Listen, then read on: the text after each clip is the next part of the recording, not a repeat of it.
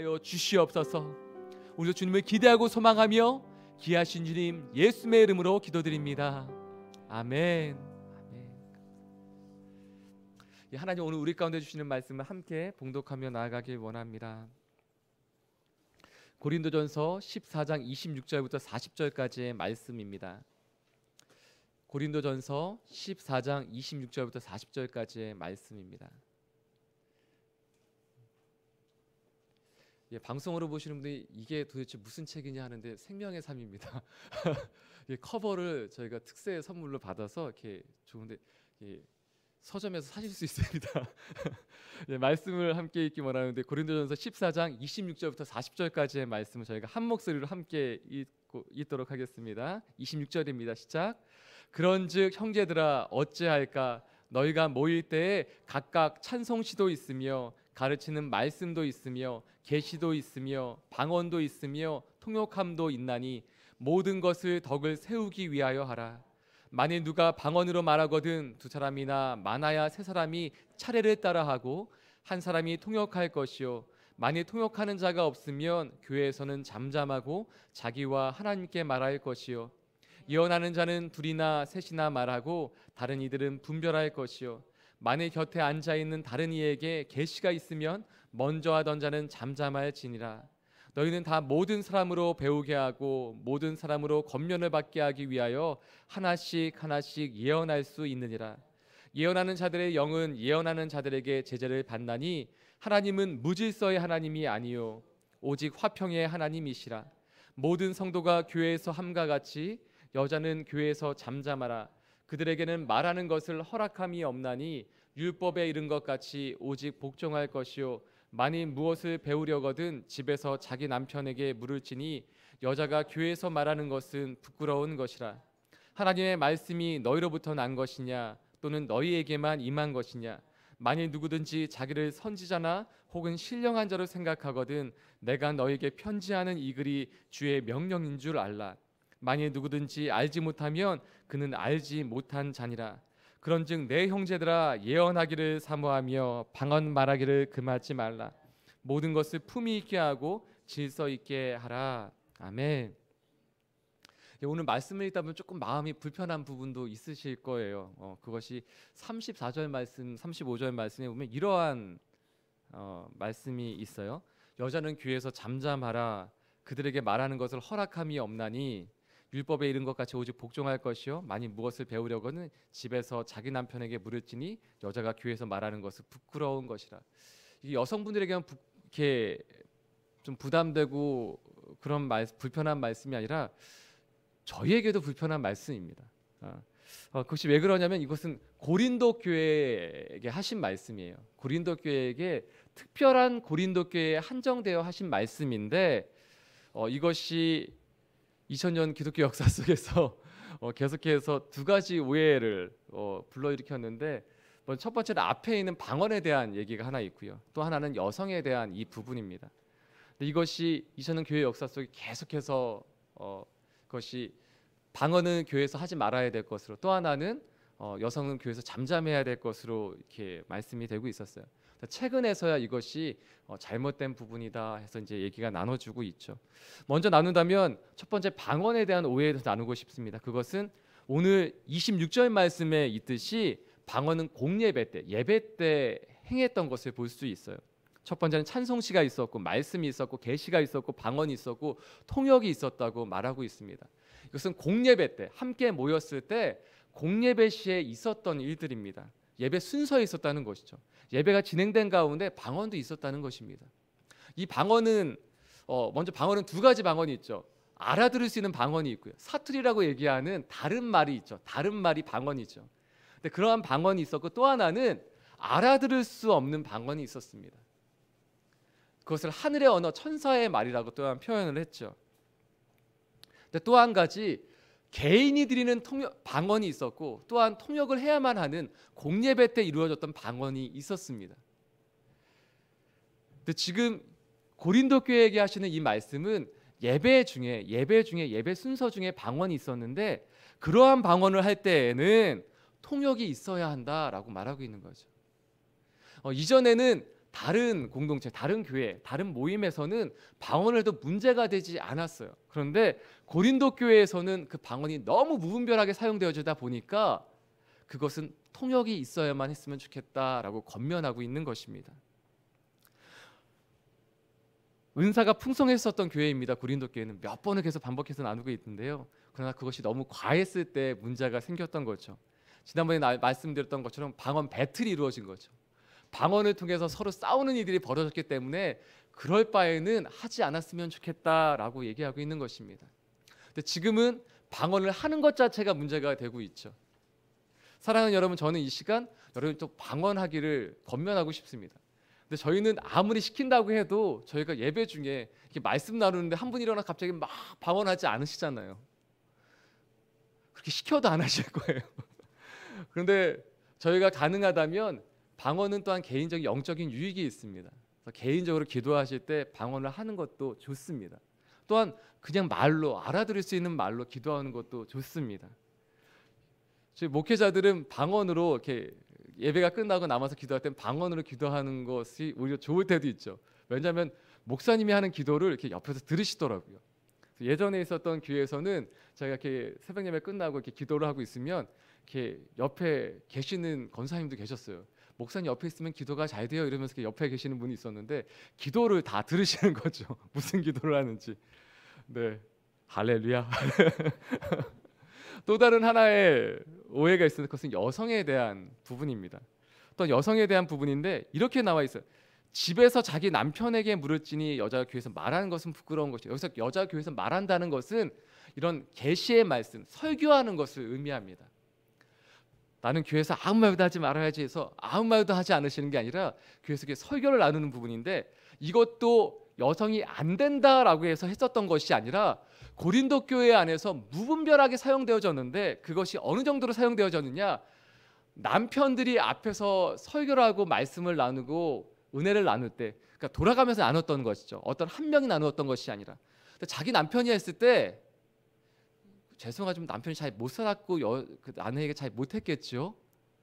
그러니까 남편이 나와서 말을 하는데 여자 아내가 앉아서 계속 삐죽거리고 있는 거예요. 그러면서 그 말을 할 때 그런 말을 하다니 계속해서 이렇게 앞에서 말을 하면 말도 안 된다고 얘기하고 있는 거예요. 조심해야 되는 얘기인데요. 그러니까 제가 앞에서 얘기할 때 저희 아내가 여기서 에이 뭐 이렇게 얘기하는 거죠. 참 그러지 않아서 감사합니다. 제 삶에 가장 잘하는 것이 저희 아내일진데, 그래서 저는 오늘 말씀을 어제 아내에게 나눴어요.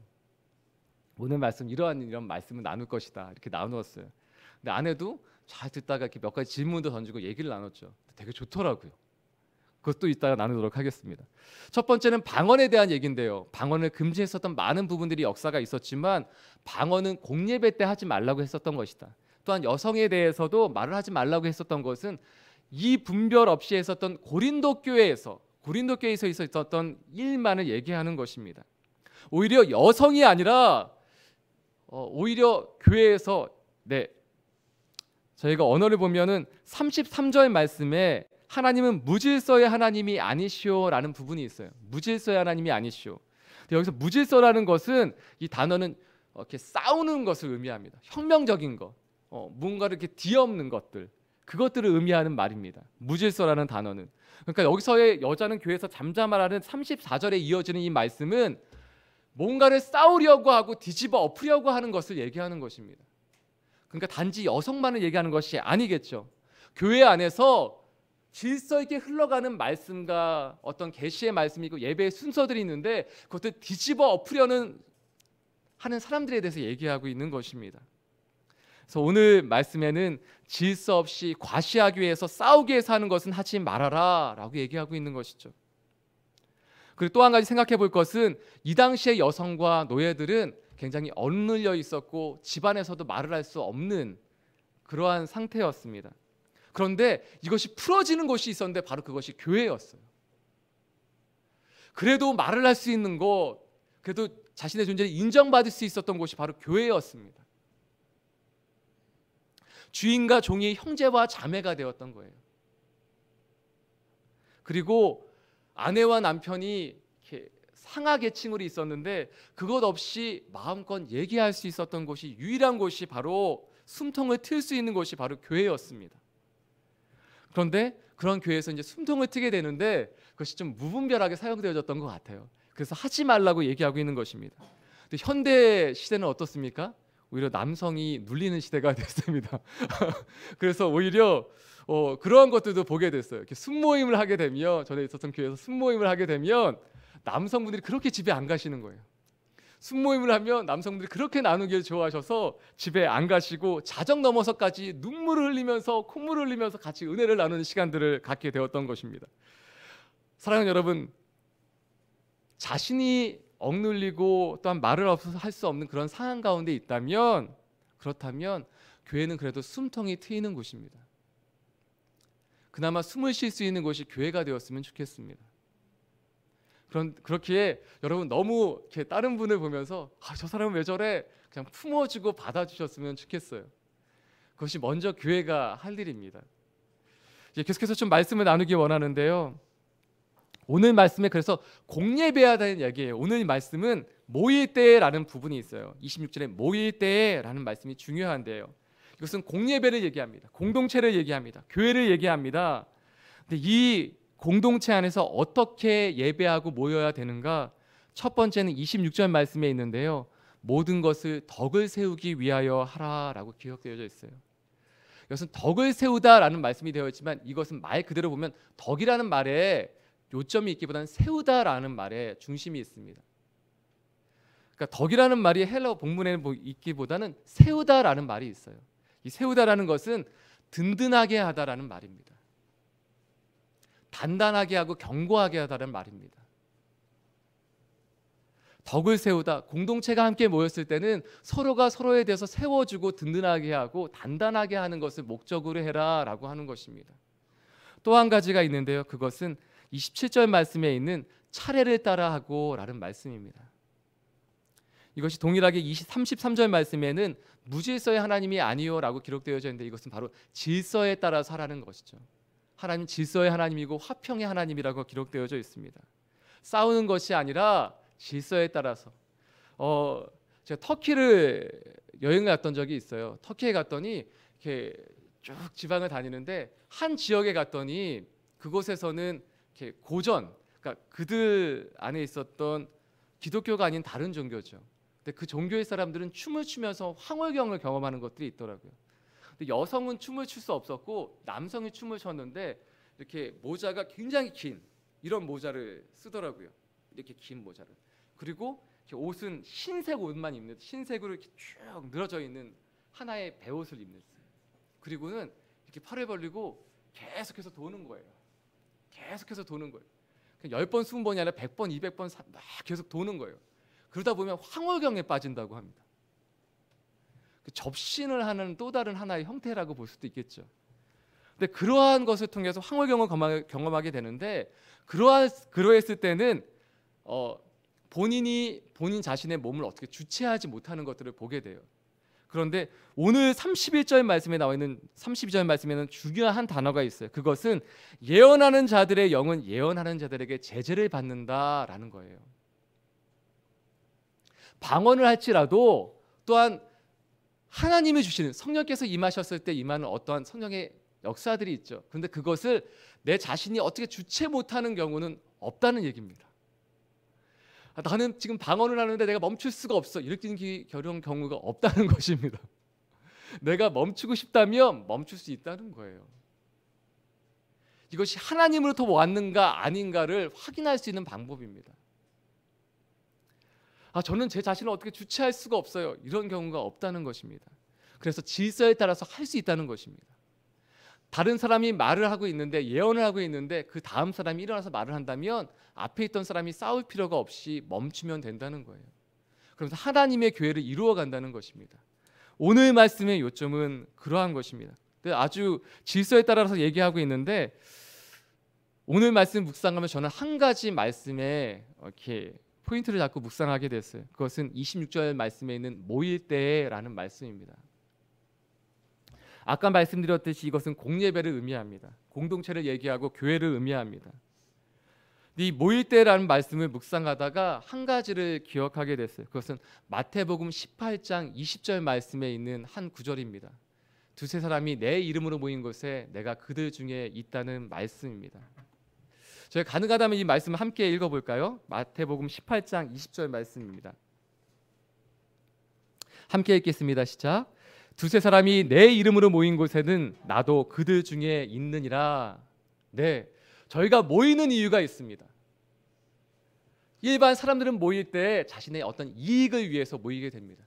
근데 저희가 모이는 이유는, 교회가 모이는 이유는 예수의 이름으로 모이는 것입니다. 예수님 때문에 모이는 것입니다. 그리고 모일 때 놀라운 기적의 말씀이 기록되어져 있는데 바로 그것이 18절, 19절 말씀이에요. 마태복음 18장 18절, 19절 말씀을 저희가 함께 읽었으면 좋겠습니다. 시작. 진실로 너희에게 이르노니 무엇이든지 너희가 땅에서 매면 하늘에서도 매일 것이요 무엇이든지 땅에서 풀면 하늘에서도 풀리리라. 진실로 다시 너희에게 이르노니 너희 중에 두 사람이 땅에서 합심하며 무엇이든지 구하면 하늘에 계신 내 아버지께서 그들을 위하여 이루게 하시리라. 아멘. 땅에서 매면 매일 것이고 땅에서 풀면 풀릴 것이다 라고 말씀하고 있어요. 그리고 저희가 정말 좋아할 수밖에 없는 말씀이 기록되어져 있는데 두 사람이 땅에서 합심하여 무엇이든지 구하면 하늘에 계신 내 아버지께서 그들을 위하여서 이루게 해주실 것이다. 할렐루야. 우리가 기도할 때 이루어지신다는 말씀이에요. 여러분 기대되지 않으십니까? 이 말씀을 기도하고 싶지 않습니까? 그런데 이 말씀을 쭉 읽어보았더니 이 말씀의 앞에 부분에 이러한 말씀이 있더라고요. 내 형제가 죄를 범하거든. 저는 이 말씀을 이렇게 봤었어요. 여러분이 잘 알고 있는 말씀일 수도 있습니다. 15절, 16절, 17절 말씀이 이렇게 기록되어져 있어요. 내 형제가 죄를 범하거든 너는 그 사람과만 가서 얘기를 하라는 거예요. 권면하고 권고하라는 얘기예요. 내 형제가 잘못했으면 가서 얘기해 주라는 거예요. 이것이 또 묵상하면서 주일 말씀과도 연결되었습니다. 정말 친구란 누군가 잘못했을 때 가서 얘기해 줄 수 있는 사람이 친구라는 것이죠. 그리고 어려울 때 끝까지 같이 갈 수 있는 사람이 친구라는 것이죠. 그런데 그 사람이 그래도 듣지 않거든 한두 사람과 같이 가서 다시 한번 권면하라고 얘기합니다. 그래도 듣지 않으면 교회에서 같이 얘기하라고 얘기합니다. 공동체가 얘기하라고 얘기하고 있어요. 근데 그래도 듣지 않거든 그렇다면 세리와 같이 이방인과 같이 여기라고 얘기하고 있어요. 저는 이것이 교회에서 죄를 범한 사람들에 대해서 대하는 태도라고 생각을 했어요. 교회 안에서 누가 문제를 일으키거나 죄를 범하면 이러한 방식으로 해야 되는 말씀으로 받아들였어요. 그러니까 별개로 따로따로 받아들였던 것이죠. 근데 이 18장 말씀은 전체를 다 읽다 보니까 문맥상 이러한 말씀이 이어집니다. 바로 이 말씀 다음에는 두세 사람이 내 이름으로 모인 곳에 내가 그 중에 있다는 말씀이 있어요. 그리고 바로 그 말씀 다음 21절에는 베드로가 그때에 나와서 이렇게 예수님에게 질문합니다. 형제가 죄를 범했을 때 몇 번까지 용서해 줘야 됩니까? 7번까지 용서해 주면 됩니까? 그러자 예수님 이렇게 말씀하십니다. 7번씩 70번이라도 용서해 주어야 한다. 그리고 비유를 하나 설명해 주시는데 10,000달란트 빚진 자의 비유를 얘기해 주십니다. 10,000달란트 빚진 자가 있어요. 그리고 100데나리온을 빚진 자가 있어요. 10,000달란트라는 것은 먼저 데나리온은 한 사람이 일한 품값입니다. 하루에 일한 품값. 우리로 치면 한 5만에서 10만 원 정도가 될 수 있겠죠. 근데 100데나리온은 무엇입니까? 한 500만에서 1,000만 원 정도의 돈을 얘기해요. 근데 달란트가 있어요. 이 달란트는 6,000명의 일값이에요. 하루 품값이에요. 그렇다면 이것은 한 3,000만에서 6,000만 원 정도가 될 수 있겠죠. 계산이 잘 안 되네요. 그런데 이것이 1만 달란트라는 것은 한 3조에서 6조가 되더라고요. 근데 이 돈을 탕감받은 사람이에요. 근데 그 사람이 100데나리온을 빚진 사람을 용서하지 않고 감옥에 가두게 됩니다. 그러자 그 임금, 우리가 보면 예수님으로 표현되는 그분이 이렇게 얘기합니다. 내가 너를 불쌍히 여긴가 같이 너도 내 동료를 불쌍히 여김이 마땅하지 아니하냐. 너희가 각각 마음으로부터 형제를 용서하지 아니하면 나의 하늘 아버지께서도 너에게 이와 같이 하시리라.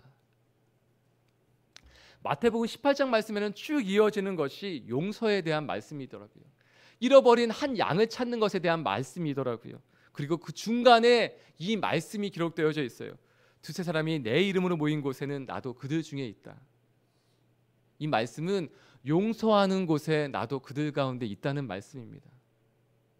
용서할 때 내가 너희들 가운데 임할 수 있다는 말씀입니다. 교회는 어떠한 곳입니까? 용서하는 곳입니다. 저는 아까 말씀드렸듯이 누가 죄를 범하면 가서 이렇게 권고하고 권면하고 내쫓는 것이 어떤 교회의 치리 방법이라고 생각했어요. 그런데 예수님이 이곳 가운데 말씀하고 싶으신 것은 용서하라는 얘기예요.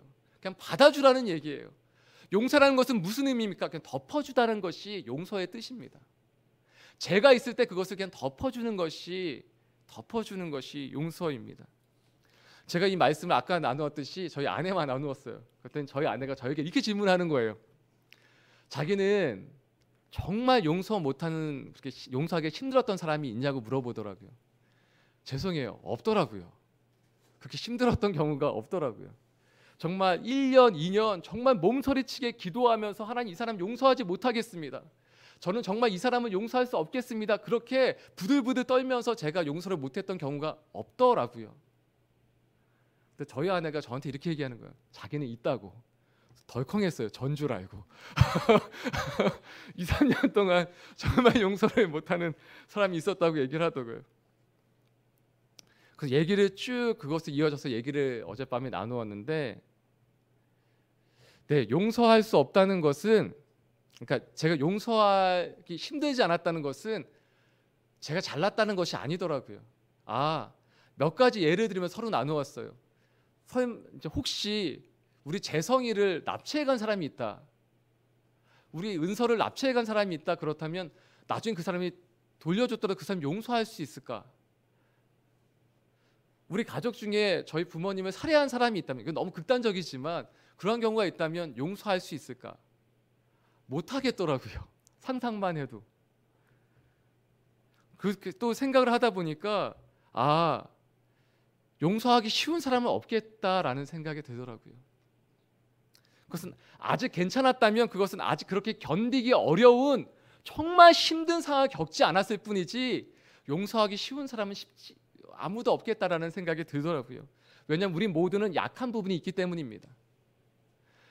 뭐 돈을 1억 빌려갔는데 그걸 안 갖고 도망갔어요. 아니면 또 이렇게 모험을 받았어요. 그거는 용서하기 쉬울 것 같아요. 그런데 우리 가족 중에 누구를 해했다 이러면 그건 용서하지 못할 것 같아요. 저에게 약점은 가족이더라고요. 여러분에게도 또 다른 약점이 있지 않으시겠습니까? 그런데 그것을 견뎌낼 수 있는 힘은 어디서 오는가? 그것은 모일 때 가능하다는 것입니다. 우리가 모이는 이 모임, 교회는, 공동체는 용서하는 공동체입니다. 받아주고 덮어주는 공동체입니다. 근데 그것을 언제 해낼 수 있는가? 나는 덮어줄 수 없는데 다른 사람이 덮어주는 것이죠. 나는 나 자신을 용서할 수 없는데 다른 사람이 나를 덮어주는 것이죠. 하나님 왜 용서하라고 말씀하시는가? 아픔 가운데 지금도 용서하지 못해서 아파하는 나의 모습을 보며, 힘들어하는 나를 보며, 이제는 네가 좀 놓아줬으면 좋겠다, 나는 네가 이제 편안해졌으면 좋겠다, 나는 네가 정말 이제는 행복해졌으면 좋겠다라고 하나님 말씀해 주시는 거죠. 더 이상 거기에 붙잡혀 있지 말고 나는 네가 이제 자유했으면 좋겠다, 나는 정말 이제 네가 풀어져서 정말 행복했으면 좋겠다라고 말씀하시는 거죠. 그 사람을 그냥 용서해 주라는 것은 나를 위해서 하나님 이제 용서해 주라고 말씀하시는 거죠. 근데 언제 용서할 수 있습니까? 이 공동체 안에 있을 때, 우리가 그 은혜를 경험할 때 가능한 것입니다. 가족 안에서 먼저 가능한 것입니다. 남편이 아내를 용서해 줄 때, 아내가 남편을 덮어줄 때, 그때 가능한 것이죠. 그래서 저는 다시 한번 이 말씀을 볼 때 제가 그것을 기억했으면 좋겠습니다. 모일 때 교회는 어떠한 곳인가? 용서하는 곳입니다. 여러분의 가정은 어떠한 곳입니까? 덮어주는 곳입니다. 그때에 살아나는 역사가 있을 것입니다. 저희 사람 살리는 교회도 그러한 교회가 되길 소원합니다. 덮어주고 품어주고 안아주고, 우리 자신은 할 수 없을지라도 다시 한번 또 다른 사람이 덮어주고, 우리 실수 많잖아요. 잘못하는 것 있잖아요. 그렇다 다시 한번 그 품에 안길 수 있는 것, 그래서 엄마의 품과 같고 고향과 같은 곳이 교회가 되었으면 좋겠습니다. 언제든지 그 따뜻함을 경험하고 기억할 수 있는 곳이 교회가 되었으면 좋겠습니다. 사랑하는 여러분, 이 시간 함께 기도하며 나아갔으면 좋겠어요. 기도하실 때 혹시 여러분 가운데 용서하기 힘든 분이 계십니까?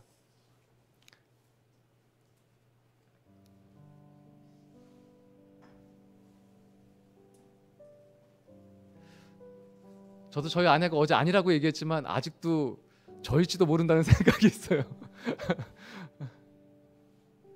사랑하는 여러분, 여러분이 용서하지 못하는 사람이 혹시 있지는 않습니까? 하나님은 여러분이 용서하라고 말씀하십니다. 예수님은 용서하라고 말씀하십니다. 왜냐하면 그 상대 때문이 아니라 여러분 위해서 말씀하시는 것입니다. 더 이상 너희가 이렇게 붙잡혀 있지 않았으면 좋겠다. 자유했으면 좋겠다. 풀어졌으면 좋겠다. 행복했으면 좋겠다. 그것이 가까운 사람에게 더 어려운 경우가 있죠. 부모님의 경우가 있고요. 남편과 아내의 경우가 있습니다. 또한 자녀에게 상처받는 경우도 있습니다. 그런데 하나님은, 예수님은 이제 풀어주라고 얘기합니다. 너 자신을 풀어주고 용서하고 이제 행복했으면 좋겠다. 네가 살아났으면 좋겠다.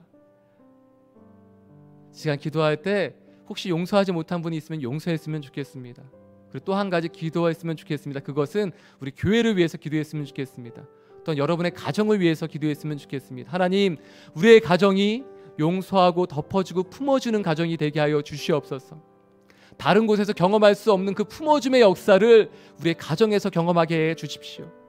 또한 하나님, 우리 교회가 그렇게 용서하고 품어주는 교회가 되게 하여 주시옵소서. 다른 곳에서는 경험하지 못했던 그 용납을 이 교회, 사람 살리는 교회에서 경험하게 해 주십시오. 용납받을 때 살아나는 그 역사를, 예수님이 나를 품어주시고 용납해 주시고 기다려주시고 안아주신 것처럼 하나님 그렇게 안아주고 품어주는 교회가 되게 하여 주시옵소서. 시간께 기도하며 주 앞에 나가기 원합니다. 함께 기도하시겠습니다. 하나님 아버지, 내 안에 하나님 악한 것이 가득한 것을 보게 됩니다. 하나님, 그렇기에 또 기도합니다. 하나님 아버지, 선한 것이 없는 나의 마음과 심령 가운데 하나님, 내가 1만 달란트를 빚지고 탕감받은 자인데 하나님 아버지, 내가 용서하지 못하는 사람이 있지는 않습니까? 한 100대나리온을 빚진 자에 대해서 용납하지 못하는 부분이 있지 않습니까? 하나님, 그러할 때 용납하고 품고 안을 수 있는 마음이, 용서할 수 있는 마음과 심령과 삶이 하나님 내 안에 있게 하여 주시옵소서. 그로 말미암아 또한 자유케 되는 역사 있게 하여 주옵소서. 왜 용서하라고 말씀하시는가? 하나님, 나를 위하여 말씀하시는 것을 기억합니다. 하나님, 나를 위하여 주님 품으라고 말씀하시는 것을 기억하게 됩니다. 하나님 아버지, 이제 용서하고 풀어주며 또한 자유케 되는 역사 있게 하여 주시옵소서. 하나님 아버지, 용납받은 것과 같이 용납할 수 있는 마음과 심령이 있게 하여 주시옵시고, 하나님 우리 가정 가운데 그러한 치유의 역사가, 회복의 역사 있게 하여 주옵소서. 우리 가정에서 먼저 하나님 아버지, 내가 용납하고 용서하고 덮어줌을 말미암아 하나님의 가정이 용서와 치유와 회복되는 역사 있게 하여 주옵시고, 우리 사람 살리는 교회가 그러한 교회가 되게 하여 주옵소서. 하나님, 기다려줄 수 있는 교회, 품어줄 수 있는 교회, 용납할 수 있는 교회가 되게 하여 주옵시고, 하나님, 다른 사람의 그 말과 행동이 불편한 것이 아니라 그 사람이 나에게 죄를 지었을지언정 하나님, 그것을 품어주고 용납할 수 있는 교회가 되게 하여 주시옵소서. 하나님, 다른 것이 아니라 오직 예수 그리스도의 그 사랑으로 말미암아 용서할 수 있는 교회가 되게 하여 주시옵소서. 하나님, 용서는 힘든 것입니다. 하나님, 그렇지만 예수님이 나를 용서해 주셨기에, 품어 주셨기에 다시 한번 용기를 내길 원합니다.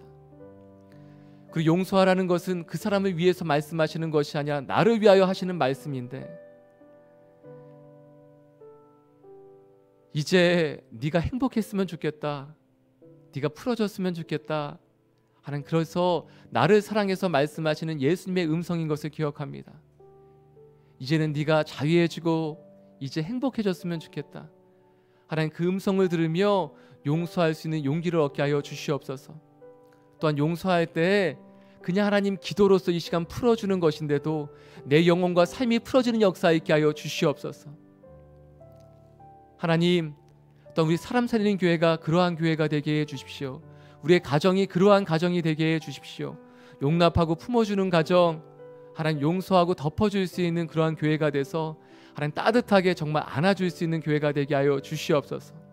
이 모든 말씀 예수님의 이름으로 기도드리오며, 이제는 우리 주 예수 그리스도의 무한하신 은혜와 하나님 아버지의 크신 사랑하심과 성령 하나님의 용서할 수 있는 용기를 주시고 또한 시도할 수 있게 하시는 그 놀라운 역사가 이것 가운데 다시 한번 예수님의 사랑으로 말미암아 용서하고 용납하기로 결정하는 모든 하나님의 사람들과 그 가정과 만남 가운데 또한 땅끝에 수고하시는 모든 선교사님의 그 삶과 사역과 가정 가운데 이제로부터 영원토록 함께하옵시기를 간절히 축원드리옵나이다.